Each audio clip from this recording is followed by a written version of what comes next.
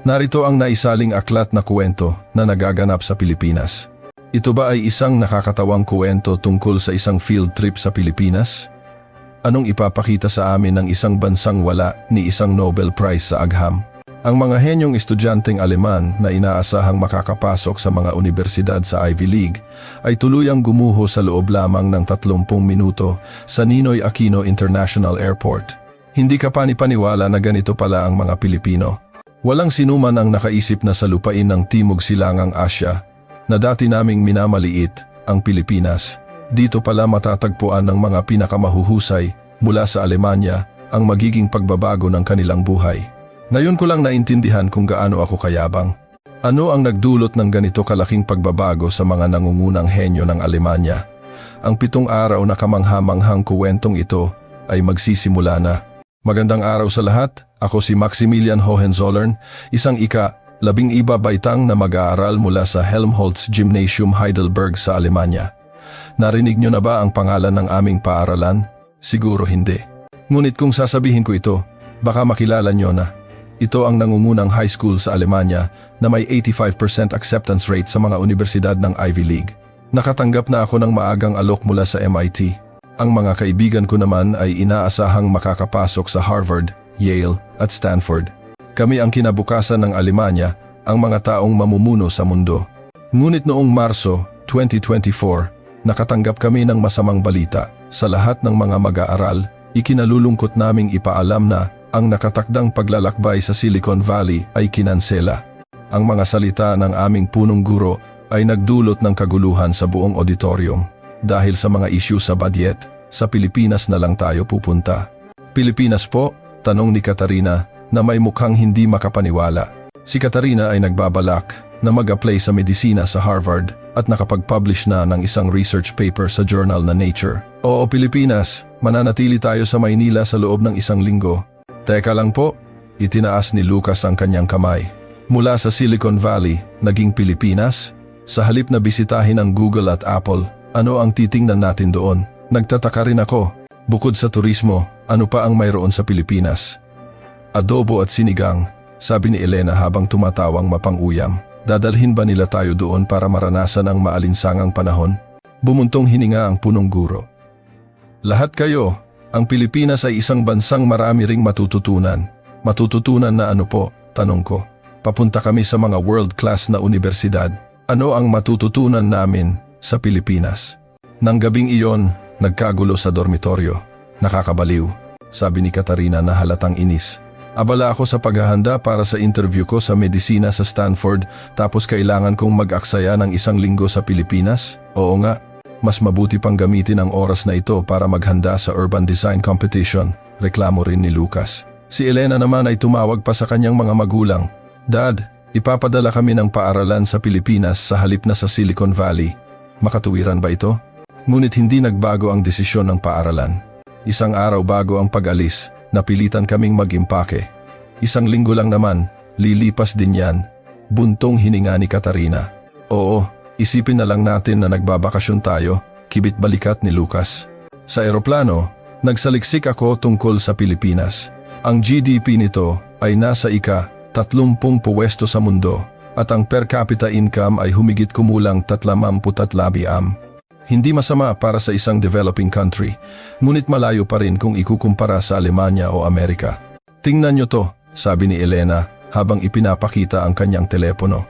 Ang mga estudyanteng Pilipino ay sobrang masisipag mag-aral, pero karamihan ay nakatuon sa memorization. 0 ang creativity. Tama, tumawang mapanguyam si Katarina. Sa kabila ng kasipagan nila sa pag-aaral, wala pa rin silang kahit isang Nobel Prize. Sumang-ayon din ako. Oo nga, dapat mag-aral ng may kahusayan, tulad natin. Anong silbi ng pag-aaral ng walang tigil? Matapos ang katato na oras na biyahe, nakarating kami sa Ninoy Aquino International Airport. 1 linggo lang ng pagtitiis, sabi ko sa mga kaibigan ko. Noong panahong iyon, hindi pa namin alam na ang linggong ito ang magiging pinaka-hindi malilimutang karanasan sa aming buhay. Pagdating sa NAIA, sinabi ni Katarina na pupunta siya sa banyo habang naghihintay kami sa immigration. Tumingin-tingin kami sa paligid ng airport. Sa totoo lang, hindi masama ang unang impresyon. Malinis at mas malaki kaysa sa inaasahan ko, pag-amin ni Lucas. Halos kasing level ng Munich Airport, sabi ni Elena na bahagyang nagulat. Ngunit lumipas ang 15 minuto at hindi pa rin bumabalik si Katarina. Anong nangyari? Nag-aalalang nag-text ako sa kanya. Bigla, tumakbo si Katarina papalapit sa amin, namumutla. Nawawala ang wallet ko. Ano? Lahat kami ay nabigla.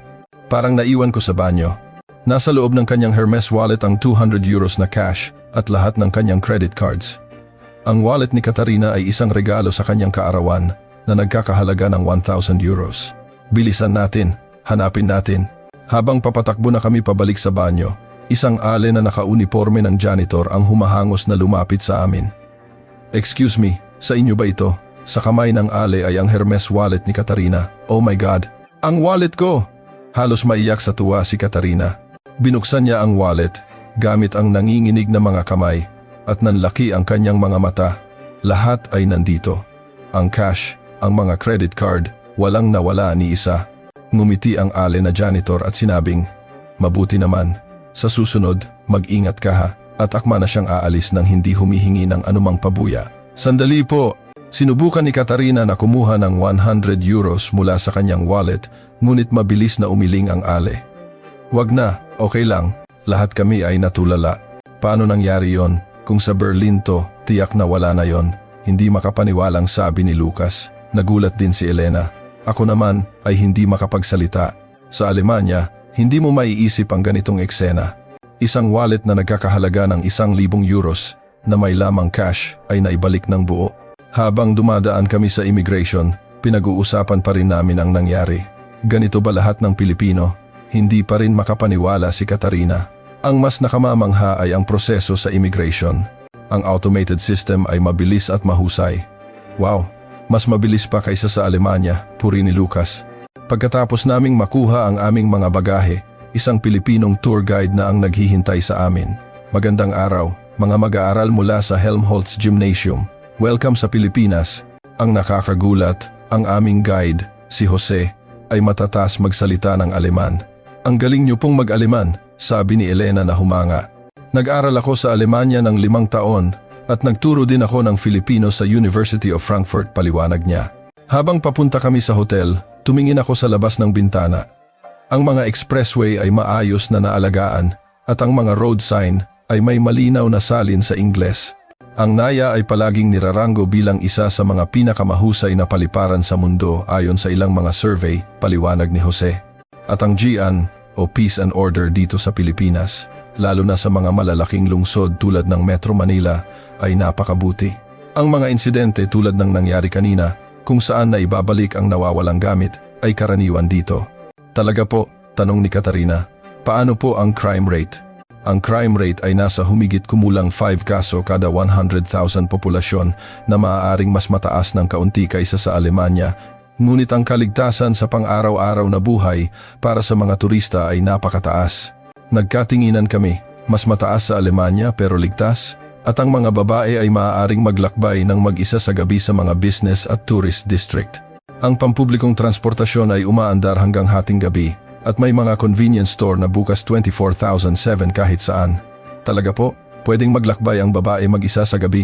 Nagtatakang tanong ni Elena. Opo. Ang anak kong babae ay umuuwi mula sa kanyang tutorial class ng 10 p.m. Nag-iisa siyang sumasakay sa MRT pa uwi at hindi ako nag-aalala. Noon, bumulong sa akin si Lucas pre. Mukhang hindi ito ang Pilipinas na inaasahan natin. Oo nga, naramdaman ko rin. Sa kabila ng pagmamaliit namin sa Pilipinas, tila hindi ito tulad ng aming inaakala. Pagdating sa hotel, pagkatapos ilagay ang aming mga gamit, pinag-usapan pa rin namin ang nangyari sa airport. Baka swerte lang tayo, sabi ko. Ngunit umiling si Katarina. Hindi. Nakita mo ba ang mga mata ng ale kanina? Para sa kanya, iyon talaga ang tamang gawin. Nang gabing iyon, hindi ako makatulog. Ganito bang bansa ang Pilipinas? Ang aking normal ay tila nagsisimulang magkaroon ng lamat. Dahil sa jetlag, hindi kami makatulog sa unang gabi. Alauna na ng madaling araw, gising pa rin kami. Nagugutom ako, reklamo ni Lucas. Ako rin, mayroon bang makakainan? Nagsimulang maghanap si Elena sa kanyang telepono. Bigla, nagsalita si Katarina ng may pagkamangha. Wow, ang daming convenience store na bukas 24 oras dito. Alauna ng madaling araw, hindi ako makapaniwala. Sinuri ko rin. Totoo nga, sa paligid ng Bonifacio Global City BGC, may 12 ang convenience store na bukas pa. Nagsimula kaming magtaka. Sa Alemanya, halos walang bukas na tindahan sa gabi. Puntahan natin? Alok ko. Ligtas ba? Baka mapanganib, nag-aalala si Elena. Nag-text kami kay Jose at agad siyang sumagot. Walang panganib diyan. Huwag kayong mag-alala. Lumabas kami ng hotel na may pag-aalinlangan. Pagdating namin sa BGC High Street, napanganga kami. Ang mga kalsada ay maliwanag pa rin at ang mga tao ay payapang naglalakad. Totoo ba to? Bulalas ni Lucas. Ang mas nakakamangha, maraming babae ang naglalakad mag-isa, naka-earphones, tumitingin sa kanilang mga telepono nang walang anumang bakas ng pag-aalala. Nag-iisa lang yung babaeng yon, hindi makapaniwala si Katarina. Kung sa Berlin to, hindi mo maiisip, umiling si Elena. Pumasok kami sa isang malaking convenience store. 2:00 na ng madaling araw, halos puno ang mga upuan at karamihan sa kanila ay nagbabasa. Oo, nagbabasa. May mga libro at notebook na nakakalat sa mga mesa, mula sa mga high school student hanggang sa mga college student, at mayroon ding mga office worker. Nagbabasa sila ng 2:00 ng madaling araw. Nanlaki ang mga mata ni Lucas. Nakahanap kami ng bakanting upuan at nagtanong sa staff habang umu-order ng kape. Lagi po bang ganito karaming tao dito? Mas marami pa po pag panahon ng exams. 24 oras po kami bukas. Eto na po kape nyo. Tumingin-tingin si Katarina sa paligid. Nakakaramdam ako ng sobrang kaligtasan. At ang daming babae. Noon, isang Pilipinang college student sa katabing mesa ang kumausap sa amin. Mga dayuhan po kayo? Saan po kayo galing? Alemanya po, sagot ni Elena. Wow, Germany. Gusto ko ring makapunta diyan. Pero narinig ko, delikado daw doon sa gabi. Totoo po ba? Nagkatinginan kami. Iniisip ng mga Pilipino na delikado ang Alemanya. Kailangan mag-ingat sa gabi, pag-amin ko. Napakaligtas po dito sa Pilipinas. Araw-araw akong nagbabasa dito ng ganitong oras. 30 minutong lakad pa uwi sa bahay, hindi ako natatakot. Mag-isa ka lang po? Gulat na tanong ni Katarina. Oo naman, lahat naman dito ginagawa yan. Matapos niyang bumalik sa pagbabasa, uminom kami ng kape na tulala. Hindi biro ang bansang ito, seryosong sabi ni Lucas. Pabalik sa hotel, marami pa kaming nakita. Sa tapat, may isa pang convenience store at may mga taong kumakain ng instant noodles. May mga street food cart na nagbebenta ng fishball at kikiam. Ang mga bus ay tumatakbo pa rin hanggang hating gabi. Totoo nga ang 24-hour city, humanga si Elena. Bigla, huminto si Katarina. Tingnan nyo, sa tapat, may 2 pulis na nagpapatrolya. Nagpapatrolya sa gabi, sabi ko. Ngunit itinuro ni Katarina ang isang dalaga na dumaan sa harap ng mga pulis nang walang pakialam. Sa Alemanya, kahit makakita ka ng pulis sa gabi, hindi ka pa rin komportable. Pero dito, tila itinuturing silang mga tunay na tagapagtanggol ng mamamayan. Pagbalik sa hotel, nagtipon kami sa lobby. Puro nakakagulat na bagay ang naranasan natin ngayon, sabi ko. Mula sa wallet sa airport, tumango si Katarina. Ang mga babaeng naglalakad mag-isa sa gabi. Kamangha-mangha, dagdag ni Elena. Iniisip natin na galing tayo sa isang maunlad na bansa, pero sa ilang aspeto, tila mas maunlad pa sila dito. Seryosong sabi ni Lucas, kinailangan kong sumang-ayon. Nang gabing iyon, nakatulog ako ng pasado 3:00 ng madaling araw. Naisip ko, ang Pilipinas ay hindi lang isang bansa ng mga magagandang beach at lumang simbahan. Ang kaligtasan nito marahil ang tunay na sukatan ng kaunlaran ng isang bansa. Ano pa kayang mga sorpresa ang naghihintay sa amin bukas? Sa ikalawang araw, nagpasya kaming bisitahin ang Universidad ng Pilipinas, UP, Diliman. Hindi siguro yan maikukumpara sa Harvard o MIT, may kumpiyansang sabi ni Lucas. Siyempre, tingnan mo ang World University Rankings. Ang mga universidad na papasukan natin ay nasa top 10 lahat, sang-ayon ni Elena. Ngunit pagtapak namin sa loob ng tarangkahan ng UP Diliman, iba ang aming naramdaman. Ang campus ay maganda, napapaligiran ng malalaking puno ng akasya. Ang mga luma at modernong gusali ay magkakasamang bumubuo ng isang perpektong tanawin. Wow, mas maganda kaysa sa inaasahan ko, pag-amin ni Katarina. Dinala kami ni Jose sa College of Engineering, sa isang Artificial Intelligence Research Laboratory. Magandang araw. Ako si Juan, isang third-year computer engineering student. Ang estudyanteng sumalubong sa amin ay perpekto ang Ingles, parang isang native speaker. Ipapakita ko sa inyo ang aming laboratorio. Kung may mga tanong kayo, huwag kayong mag-atubiling magtanong. Pagpasok sa laboratorio, muli kaming nagulat. Ang mga kagamitan ay kumpleto at moderno at may ilang proyekto na sabay-sabay na isinasagawa. Ano ito? Tanong ni Lucas sa harap ng isang malaking server. Isang large language model na dinedevelop namin. Isa itong AI na dalubhasa sa wikang Filipino at iba pang mga wika sa Pilipinas. Sa ngayon, malapit na nitong mapantayan ang antas ng Google o OpenAI. Ginagawa ito ng mga estudyante sa universidad. Gulat kong tanong.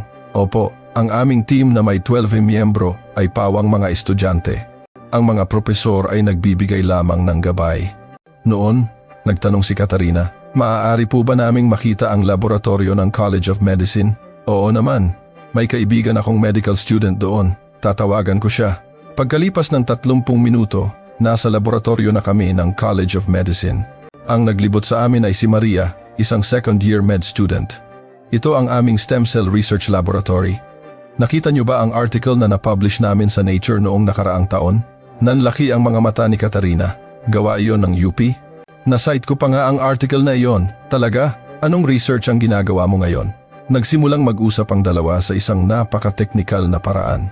Ang mukha ni Katarina ay unti-unting nagseseryoso. Ang antas ng kaalaman ng mga estudyanteng Pilipino ay hindi matatawaran. Gusto niyo bang sumabay sa amin magtanghalian para makapag-usap pa tayo? Alok ni Maria. Papunta sa student cafeteria, dumaan kami sa University Library. Bukas ito 24,007 at nakita namin ang mga estudyante na nag-uusap at nag-aaral kahit saan. Sa cafeteria, maraming estudyanteng Pilipino ang sumama sa aming mesa, mga estudyante mula sa College of Business Administration, College of Social Sciences and Philosophy, College of Science, at iba pa. Narinig namin na galing kayo sa Alemanya. Gusto niyo bang magdebate tayo? Alok ni Andres, isang political science student. Sige ba, anong paksa? May kumpiyansang sagot ni Elena. Ang kinabukasan ng European Union at ang posibilidad ng mas malalim na integrasyon sa rehiyon ng ASEAN. Kumusta? Nang magsimula ang debate, nagsimula kaming mataranta. Ang lohika at kaalaman ng mga estudyanteng Pilipino ay hindi pangkaraniwan. Ang European Union ay nagsimula bilang isang economic bloc, ngunit sa ASEAN, mas malaki ang pagkakaiba-iba ng kultura, kaya kailangan ng ibang paraan, paliwanag ni Andres sa matatas na Ingles. Ngunit ang integrasyon ng Europa, na pinamumunuan ng Alemanya, ay hindi rin naman nalutas ang agwat sa pagitan ng kanluran at silangan, hindi ba? Matalas na punto ng isang estudyante mula sa School of Economics. Sinubukan ni Elena na sumagot, ngunit matibay ang lohika ng kabilang panig at nagbigay pa sila ng mga datos at konkretong halimbawa. Pagkalipas ng isang oras, natapos ang debate. Talo kami, ang saya. Ang gagaling talaga ng mga estudyanteng Aleman, nakangiting sabi ni Andres. Pero lalo lang kaming napahiya. Pabalik sa laboratorio, tinanong ako ng isang science student na si Ramon. Narinig ko na sa MIT ka mag-aaral. Nagbabalak din akong mag-apply ng PhD doon sa susunod na taon. Pwede bang humingi ng payo? Oo naman. Pero bakit hindi ka na lang mag-PhD dito sa Pilipinas? Tanong ko. Gusto ko munang tapusin ang masters ko dito bago lumabas. Napakagagaling din ng mga propesor dito, lalo na sa larangan ng quantum physics. May ilang larangan ng Pilipinas kung saan mas nauuna kami sa iba. Muli akong nagulat. Quantum computing?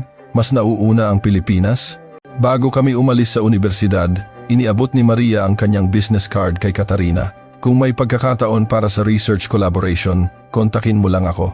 Kung sa Harvard ka mag-aaral, baka pwede tayong gumawa ng joint research. Tinanggap ni Katarina ang card na may komplikadong ekspresyon sa mukha. Pagsakay namin sa bus, tahimik ang lahat. Lahat ay tulala. Natalo tayo. Walang lakas na sabi ni Elena. Parang mas magaling pa ang Ingles nila kaysa sa atin, pag-amin ni Lucas. At ang antas ng kanilang pananaliksik ay hindi rin pahuhuli, dagdag ni Katarina. Tumingin ako sa labas ng bintana, iniisip kung gaano kami kayabang. Akala namin ang pag-aaral sa Ivy League ang sukdulan na. Alam nyo, ang mga taong iyon ang magiging mga kakumpetensya natin, bulong ko. Kakumpetensya? Parang naunahan na nga nila tayo, tuyong tawa ni Lucas. Nang gabing iyon sa hotel, seryoso kaming nag-usap. Akala natin tayo na ang pinakamagaling, sabi ni Elena. Ang mga estudyanteng Pilipino ay mas masipag, mas mapagkumbaba at mas nagtutulungan kaysa sa atin, pagsusuri ni Katarina. At perpekto ang kanilang Ingles. Akala natin isang malaking karangalan ang mag-aral sa isang universidad na Ingles ang gamit, pero para sa kanila, ito ay basic na lang. Buntong hininga ni Lucas. Ang mga salita ni Juan kanina ay patuloy na umalingaw-ngaw sa aking isipan. Mahigpit ang kompetisyon sa Pilipinas, pero dahil dito, sabay-sabay kaming lumalago, galingan nyo rin. Ang kulturang ito ng pagpapalakas ng loob sa isa't isa, kahit sa gitna ng kompetisyon ito marahil ang lakas ng Pilipinas. Sa ikatlong araw, bumisita kami sa punong tanggapan ng isang nangungunang kumpanya ng teknolohiya sa Clark Special Economic Zone sa Pampanga. Isang pabrika lang yan na nag-a-assemble ng mga electronic parts, hindi ba? Sabi ni Tobias. Ang kanyang ama ay isang mataas na ehekutibo sa Siemens, kaya medyo mayabang siya sa industriya ng Alemanya. Ngunit pagpasok namin sa industrial park, biglang nagbago ang kanyang pananaw. Kumpanya ba ito o isang lungsod? Bulalas ni Lucas. Mukha itong isang maliit na lungsod na may 12-dosenang mga gusali ng pananaliksik at kumpletong pasilidad para sa mga empleyado. Ang naglibot sa amin ay si Dr. Santos, ang pinuno ng mga mananaliksik doon na nagtapos sa MIT. Magandang araw, tulad ninyo, nag-aral din ako sa ibang bansa pero bumalik ako sa Pilipinas. Ngayon, ipapakita ko sa inyo kung bakit. Una naming binisita ang Semiconductor Research Institute. Sa kasalukuyan, kami ang nangunguna sa paggawa ng mga chip para sa mga dekuryenteng sasakyan at nagde-develop kami ng mga biochip na maaaring itanim sa katawan ng tao. Biochip? Posible po ba yon? Gulat kong tanong. Nasa experimental production stage na kami. Target naming mailabas ito sa merkado sa loob ng 2 taon. Nagtanong si Tobias, gumagawa rin po kayo ng semiconductors para sa mga sasakyan?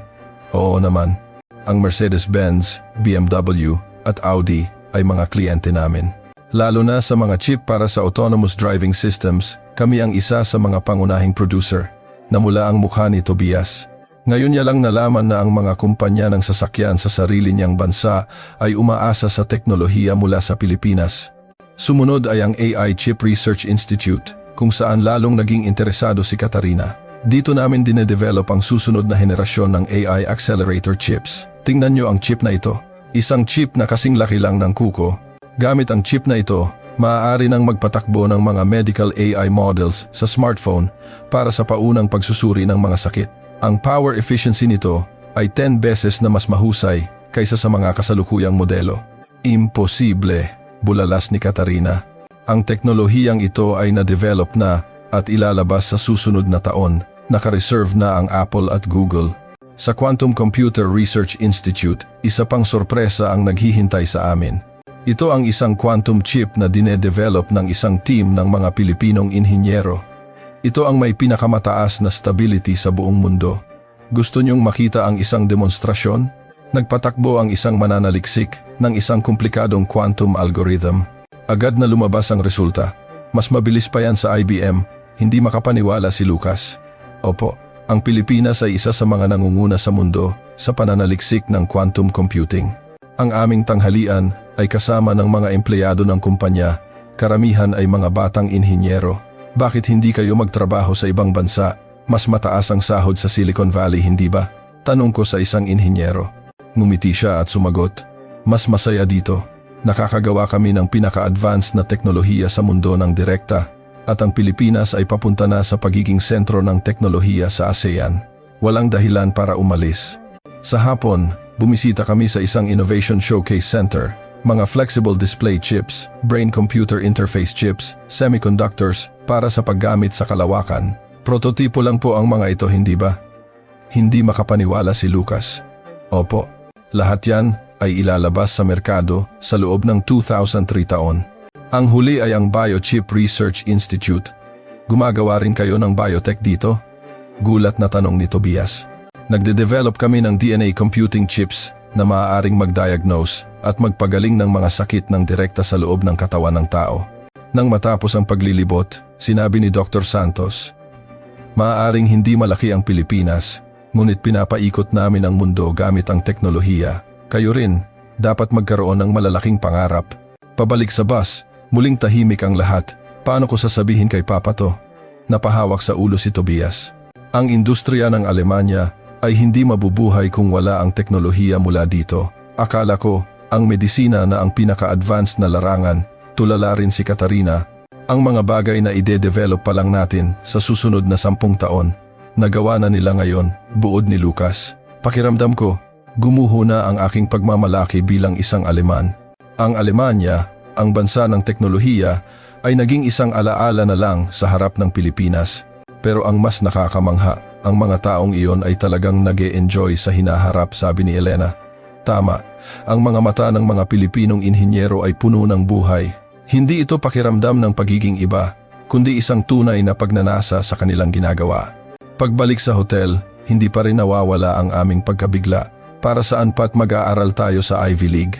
Tumawa ako sa sarili ko.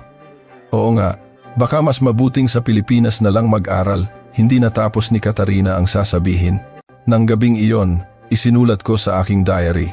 Ngayong araw, nakita ko ang hinaharap, at ang hinaharap na iyon ay nasa Pilipinas.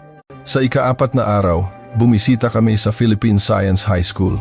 Gaano na ba kagaling ang mga high school student? Sinubukan ni Lucas na bawiin ang kanyang kumpiyansa. Ngunit pagpasok sa paaralan, muli itong gumuho. 7:30 ng umaga, puno na ng mga estudyante ang paaralan. May maririnig na iba't ibang wika mula sa mga pasilyo. Yung estudyanteng yon kanina, hapon ang salita, di ba? Gulat na tanong ni Elena. Sinalubong kami ng punong guro, maligayang pagdating. Ang aming mga mag-aaral ay nasasabik na makilala ang mga estudyante mula sa isang tanyag na paaralan sa Alemanya. Ang unang klase na pinasok namin ay isang English debate class. Ang paksa, ang coexistence ng tao at AI. Isang estudyante ang tumayo at nagpresenta sa Ingles, habang ako ay nagsusulat ng mga tala sa Aleman. Ang pag-unlad ng AI ay hindi maiiwasan, ngunit ang pagkamalikhain at emosyon na natatangi sa mga tao ay hindi maaaring palitan. Perpekto ang kanyang accent, ngunit ang mas nakakamangha ay ang kanyang lohikal na pag-iisip na nasa antas ng isang graduate student. Ilang taon na po ang estudyanteng yan, bulong ni Katarina. 17 po, sagot ng guro sa tabi namin. Nang magsimula ang debate, lalo kaming namangha. Ginamit ng mga estudyante ang Ingles, Filipino, at isang pangatlong wika sa kanilang pagtatalo. Sa oras ng pahinga, isang estudyante ang lumapit sa amin. Magandang araw, ako si Ramon, isang 12th grader. Matatas siyang magsalita ng Aleman. Ilang wika ang alam mo? Tanong ko. Filipino, Ingles, Hapon, Mandarin. At kasalukuyang nag-aaral ng Aleman. 5 wika. Napanganga kaming lahat. Average lang po yan dito. Kailangan makapagsalita ng hindi bababa sa 34 na wika. Sumunod ay ang klase sa matematika. Antas na ito ng kolehiyo, hindi ba? Gulat kong sabi habang tinitingnan ang pisara. Advanced Calculus. Dapat tapos na yan ng mga 11th graders. Paliwanag ng guro. Isang estudyante ang pumunta sa pisara para sagutin ang isang problema. Kahit na natanggap na ako sa MIT at magaling sa matematika, ang bilis niyang mag-solve ay kahanga-hanga. Sa tanghalian sa cafeteria, lalo kaming nagulat. Ang mga estudyante ay kumakain habang nagme-memorize ng mga salita, naka-earphones at nakikinig sa mga lecture. Kahit lunch break, nag-aaral pa rin? Tanong ni Elena. Mahalaga po ang oras. Ngumiti ang isang estudyante at sumagot. Kung makaka-memorize ako ng isang bagong salita bawat araw, sa isang taon, 365 salita na yon. Sa hapon, pinanood namin ang mga aktibidad ng mga club. Ang Science Club ay gumagawa ng mga eksperimento na antas kolehiyo. Ang Model United Nations Club ay nagsasagawa ng isang makatotohanang simulation ng UN General Assembly. Noong nakaraang taon, 4 sa mga nagtapos dito ay napunta sa Harvard, 3 sa Yale, at 4 sa Stanford. May pagmamalaking sabi ng estudyanteng naglilibot sa amin. Mga estudyanteng may parehong layunin sa amin, ngunit ibang-iba ang antas ng kanilang paghahanda. Pagkatapos ng klase, lalong naging abala ang paaralan. Puno ng mga estudyante ang library. Ang klase ay hanggang 5 p.m. pero marami ang nag-aaral hanggang 10 p.m. Pag-uwi sa bahay, mag-aaral ulit hanggang 1:00 ng madaling araw, paliwanag ni Ramon. Hindi makapaniwala si Katarina. Hindi ba kayo napapagod? Masaya po? Ang pagkatuto ng mga bagong bagay ay napakasaya. Noon, isang babaeng estudyante ang lumapit. Ikaw po si Katarina, di ba? Nabasa ko ang article nyo sa Nature. Paano mo nalaman? Ang galing po ng stem cell research nyo. Mag-apply din po ako sa medisina. Pwede po bang magtanong? Isang high school student na nakakaintindi ng isang article sa Nature. Bago kami umalis, sinabi sa amin ni Ramon, siguro iniisip nyo na puro aral lang ang ginagawa ng mga estudyanteng Pilipino. Pero nag-aaral kami para bumuo ng isang mas magandang mundo. Galingan nyo rin. Sa bus, hindi kami makapagsalita. Noong kaedad natin sila, anong ginagawa natin? Bulong ni Lucas. Naglalaro ng video games, nagpa-party, nahihiyang sabi ni Tobias. Ang mga batang yon, sa loob ng 5 taon. Hindi natapos ni Elena ang sasabihin. Sila ang magiging tunay nating mga kakumpetensya. Pagtatapos ko, seryosong nagsalita si Katarina. Akala natin, mga henyo tayo. Pero dito, daan-daang ganyang bata ang mayroon. Nang gabing iyon, sa unang pagkakataon, nakaramdam ako ng takot. Naniniwala kami na ang edukasyon sa Alemanya ang pinakamahusay. Ngunit kung ikukumpara sa pagnanasa ng mga Pilipino, tila kulang kami. Paano kami makikipagkumpetensya sa kanila? At isang mas mahalagang tanong ang sumagi sa isip ko. Para saan ba kami nag-aaral? Sa ika-5 araw, bumisita kami sa Intramuros at sa San Agustin Church. Mag-relax naman tayo, pagod na sabi ni Tobias. Ngunit ang ganda at detalye ng arkitektura ay nagpamangha sa amin. Ang lugar na ito ay itinayo daan-daang taon na ang nakalipas. Hindi makapaniwala si Elena. Ipinaliwanag ni Jose na binibigyan ng malaking importansya ng Pilipinas ang pagpapanatili ng cultural heritage. Ito ang puso ng bansa. Bakit po napapanatili itong napakaganda? Tanong ko. Dahil ipinagmamalaki ng mga Pilipino ang kanilang kasaysayan at ang mga institusyong humubog dito. Ang National Museum of the Philippines ay lalo pang nagbigay sa amin ng impresyon. Napakaraming pambansang yaman ang nakatago dito. Ang mga kayamanang ito ay nagpapakita ng karangyaan ng nakaraan, sabi ni Katarina. Ipinaliwanag sa amin ng isang curator. Ang Pilipinas ay isang lugar na nagawang mapanatili ang sarili nitong kultura habang bukas sa modernisasyon. Ang balansing ito ang lakas ng Pilipinas. Sa gabi, pumunta kami sa isang night market sa Binondo, ang Chinatown ng Maynila. Daan-daang mga tindahan ang magkakatabi. At ang amoy ng iba't ibang pagkain ay umaalingasaw. Ano to? Turo ni Lucas sa isang kakaibang pagkain. Balut. Mukhang kakaiba pero masarap. Gusto niyong subukan? Sinubukan naming lahat. Ngunit si Katarina lang ang nagtagumpay. Mas masarap kaysa sa inaasahan ko. Pinalakpakan ng lahat ang kanyang katapangan. Habang naglalakad sa night market, naramdaman namin ang sigla ng mga Pilipino. Pasado 10 PM na, pero marami pa ring pamilya ang namamasyal. Ang mga tindero at tindera ay masayang bumabati sa mga customer. Iba sa mga palengke sa Alemanya, pag-amin ni Tobias. Dito, parang laging pista, humanga si Elena. Noon, isang may-ari ng tindahan ang lumapit at nakipag-usap sa amin. Galing kayong Alemanya? Paborito ko ang German beer. Inilibre niya kami ng buko juice. Kung nasa Pilipinas ka, dapat mong inumin to. Ang paghahalo ng tradisyon at modernidad, ito ang istilong Pilipino. Pabalik sa hotel, pinag-isipan namin ang mga nakita namin. Isang bansang nagpapahalaga sa nakaraan habang sumusulong sa hinaharap, sabi ni Katarina. Ito ang dalawang mukha ng Pilipinas, sang-ayon ko. Sa ika-6 na araw, bumisita kami sa isang startup incubator sa Makati. Karamihan naman ng mga startup ay nalulugi, hindi ba? May pagdududang sabi ni Tobias. Sa kulturang Aleman, mas pinahahalagahan ang katatagan. Ngunit pagpasok sa gusali, ibang-iba ang kapaligiran. Puno ito ng sigla. Hello, ako si Mean, ang manager ng accelerator dito. Isang 28 taong gulang na manager. Ngayon, ipapakita ko sa inyo ang 2 unicorn company. Unicorn? Gulat na tanong ni Katarina. May mga unicorn sa Pilipinas? Sa ngayon, may 4,005 na kami at patuloy pang dumarami. Ang una ay isang AI healthcare platform. Hi, ako si Miguel, ang CEO, 27 years old. Itinatag niya ang kumpanya noong 4th year college siya. Ngayon, may 250 empleyado na sila at ang halaga ng kumpanya ay 0.2 bilyon. Ipinakita niya ang isang AI na kayang mag-diagnose ng 20 uri ng sakit mula sa isang X-ray film lang na may 98% accuracy. 70% ng mga ospital sa Pilipinas ay gumagamit na nito. Sa susunod na taon, papasukin namin ang European market.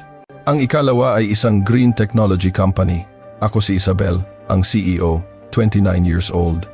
Nag-develop sila ng isang enzyme na kayang tumunaw ng plastic. Lahat ng uri ng karaniwang plastic ay natutunaw sa loob ng 3 araw. Nagtapos siya sa College of Science sa UP. Iniwan niya ang kanyang PhD para magtayo ng negosyo. Mas mahalaga ang paglutas ng mga totoong problema kaysa sa pagsusulat ng isang thesis. Ang tanghalian ay kasama ng mga empleyado ng mga startup. Bakit hindi kayo magtrabaho sa malalaking kumpanya? Bakit sa startup? Tanong ko. Mas masaya dito. Nababago namin ang mundo. Ngumiti ang isang empleyado at sumagot. Paano kung mabigo kayo? Tanong ni Tobias. Ang kabiguan ay karanasan din. Sa Pilipinas, binibigyan ng respeto ang mga negosyanteng nabigo dahil maaari silang bumangon at sumubok muli. Pag alis namin sa center, tulala kami. Sa Alemanya, hindi mo maiisip ang ganito, pag-amin ni Tobias. Ang mga kabataang Pilipino ay gustong baguhin ang mundo. Humanga si Lucas. Nang gabing iyon, seryoso kaming nag-usap. Ano ba ang hinahanap natin? Tanong ko. Ang mga kabataan ng Pilipinas ay tinutupad ang kanilang mga pangarap habang tayo ay sumusunod lang sa landas na itinakda ng iba. Baka, maingat na sabi ni Tobias, tayo ang tunay na talunan. Nang gabing iyon, nagpasya ako. Ang diploma mula sa MIT ay hindi ang layunin. Kailangan kong isipin kung paano ko ito gagamitin. Hindi teknolohiya ang itinuro sa akin ng Pilipinas, kundi isang pananaw ang katapangan na humarap sa mga hamon. Sa ika-7 araw, sa umaga, bumisita kami sa isang makasaysayang simbahan. Pamamasyal na naman, mukhang pagod na si Lucas. Ngunit ang ganda ng arkitektura nito ay nagpatulala sa amin. Paano nangyari to? Bulalas ni Elena. Ipinaliwanag ni Jose na habang umuunlad ang Pilipinas, pinoprotektahan din nito ang cultural heritage. Ang nakaraan at hinaharap ay magkasamang nabubuhay dito. Sa tabi ng Pasig River, nakita namin ang simpleng buhay ng mga tao na kaibahan sa mga nagtataasang gusali. Ang pag-iwan sa nakaraan ay hindi pag-unlad. Ang pagsulong sa hinaharap na nakabatay sa nakaraan iyon ang tunay na pag-unlad. Sa hapon, bumisita kami sa isang creative design hub sa isang lumang gusali, ang Escolta. Isang lugar na ginawang cultural space ang isang makasaysayang distrito. Dati ba itong commercial district? Gulat na tanong ni Lucas. Puno ito ng mga magagandang gallery at design shop. Pinapanatili namin ang kasaysayan habang lumilikha ng bagong halaga, paliwanag ng isang curator. Nakilala namin ang isang designer. Ang kanyang mga gawa ay kahanga-hanga. Pinagsama niya ang mga tradisyonal na disenyo ng telang pinya at inabel sa modernong fashion. Sikat din ito sa Paris. Ang mga tradisyonal na disenyo ay naging modernong fashion, humanga si Katarina. Oo, ipinapakilala namin ang pagkakakilanlan ng Pilipinas sa mundo.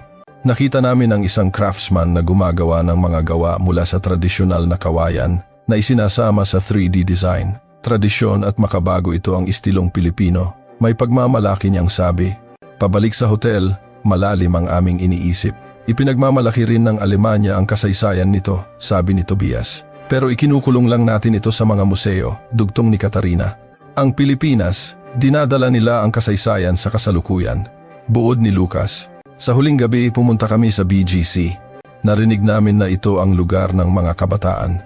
Pagdating doon, nagulat kami. Ang kultura ng Hapon, Korea at kanluran ay magkahalo. Kumain kami ng hapunan sa isang restaurant. Ang may-ari ay isang Vietnamese na matatas magsalita ng Filipino. 10 taon na ako dito. Ngayon, ito na ang aking tahanan. Tinanggap ako ng mga Pilipino ng buong puso. Pagkatapos kumain, naglakad-lakad kami. May Japanese ramen shop, Korean fried chicken restaurant at Italian restaurant. Pumasok kami sa isang coffee shop. Ang may-ari ay isang Dutch at ang kanyang asawa ay Pilipina. Nagkakilala kami sa Amsterdam, nagpakasal at lumipat dito sa Pilipinas. Hindi ako nagsisisi. Ang sigla at mga oportunidad sa Pilipinas ay napakarami. Masyadong tahimik na ang Europa. Ang Pilipinas ay nagbabago at lumalago araw-araw. Sa isang kalapit na plaza, mga taong mula sa iba't ibang bansa ang nagsasayawan. Mga Pilipino, Hapon, Koreano at iba pang taga-timog silangang Asya ay sumasayaw ng K-pop. Ito ang tunay na ASEAN community, humanga si Tobias. Pabalik sa hotel, sinabi ni Jose ang kanyang huling mga salita. Ang Pilipinas ay hindi perpekto. Marami rin kaming problema. Pero patuloy kaming nagsusumikap na umunlad. Ito ang lakas ng Pilipinas. Bukas, kailangan na naming bumalik. Ngunit ang Pilipinas ay pumasok na sa aking puso. Sa huling umaga, habang nag-iimpake, lahat kami ay nalilito. 1 linggo na ang nakalipas. Buntong hininga ni Elena. Sa bus papuntang airport, sinimulan naming buuin ang aming paglalakbay. Ano ang pinaka-nakakagulat sa lahat? Tanong ko. Lahat, sabi ni Tobias. Mula sa wallet, lahat ay higit sa inaasahan, sabi ni Katarina. Pagdating sa Naya, may sumalubong sa amin na ikinagulat namin. Sina Juan at Maria mula sa UP at si Ramon mula sa Philippine Science High School. Dumating talaga kayo? Humanga si Katarina. Siyempre, Kaibigan namin kayo ngumiti si Juan. Binigyan kami ni Maria ng maliliit na regalo, mga keychain na may disenyo ng jeepney para swertehin kayo. Binigyan kami ni Ramon ng isang liham na nakasulat sa Aleman. Pagbalik nyo sa Alemanya, mag-usap pa rin tayo ha? Oo naman, seryoso kong sagot. Ginamit namin ang huling sandali sa isang coffee shop sa airport. Sa totoo lang, noong una, minamaliit namin ang Pilipinas. Pag-amin ko, alam namin, ngumiti si Juan. Hindi gaanong kilala ng mga dayuhan ang ganitong panig ng Pilipinas. Pero ngayon, iba na, sabi ni Tobias. Naiintindihan ko na kung bakit ang Pilipinas ay isang bansang may mataas na potensyal. Makahulugang nagsalita si Maria, hindi lang ito dahil sa teknolohiya o ekonomiya. Ang pananaw ng mga tao ang bumubuo sa isang maunlad na bansa. Oo, tumango si Katarina, ang diwa ng pagharap sa hamon ng mga Pilipino. Ang kanilang kabutihang loob at pag-asa sa hinaharap. Oras na para sumakay. Nagyakapan kami at nangakong magpapatuloy ang aming ugnayan. Pagpasok sa departure area, lumingon ako. Kumakaway pa rin sila. Habang naghihintay sa eroplano, nag-usap kami sa huling pagkakataon. Nagbago ba talaga tayo? Tanong ni Tobias. Nagbago. May kumpiyansa kong sagot. Ang tayo noong nakaraang linggo at ang tayo ngayon ay magkaibang mga tao na. Tama. Sang-ayon ni Elena. Dati, gusto kong maging pinakamagaling. Ngayon, alam ko na kung bakit kailangang maging pinakamagaling, malalim na sabi ni Lucas. Tinuruan tayo ng Pilipinas na maging mapagkumbaba, magkaroon ng pagnanasa at ang halaga ng sabay-sabay na paglago. Tumunog ang anunsyo para sa pagsakay. Habang paakyat sa eroplano, bumalik sa isip ko ang mga alaala ng nakaraang linggo, ang janitor sa NAIA, ang BGC sa gabi, ang debate sa mga estudyante ng UP, ang teknolohiya ng hinaharap sa Clark, ang mga estudyanteng puno ng pagnanasa sa Philippine Science, ang ganda ng Intramuros, ang mga startup na humaharap sa hamon, ang Maynila kung saan magkasama ang nakaraan at hinaharap. Mamimiss ko ang Pilipinas, bulong ko. Mamimiss lang, ngumiti si Tobias. O kailangan nating maging tulad ng mga Pilipino? Oo naman, sabay-sabay naming sabi. Umalis ang eroplano. Ang lupain ng Pilipinas na nakikita mula sa bintana ay unti-unting lumiliit. Hindi ito isang pamamaalam, kundi isang bagong simula. Pagbalik sa Alemanya, mamumuhay kami sa isang nabagong paraan, mas mapagkumbaba, mas may pagnanasa, at may mas malalaking pangarap. Ang pinakamalaking regalo na ibinigay sa amin ng Pilipinas ay isang bagong pananaw, isang pananaw sa mundo, isang pananaw sa hinaharap, at ang kahulugan ng sabay-sabay na paglago. Salamat Pilipinas, pasasalamat ko sa aking puso. Sana, sa isang araw, magkita tayong muli, sa araw na kami ay lumago na.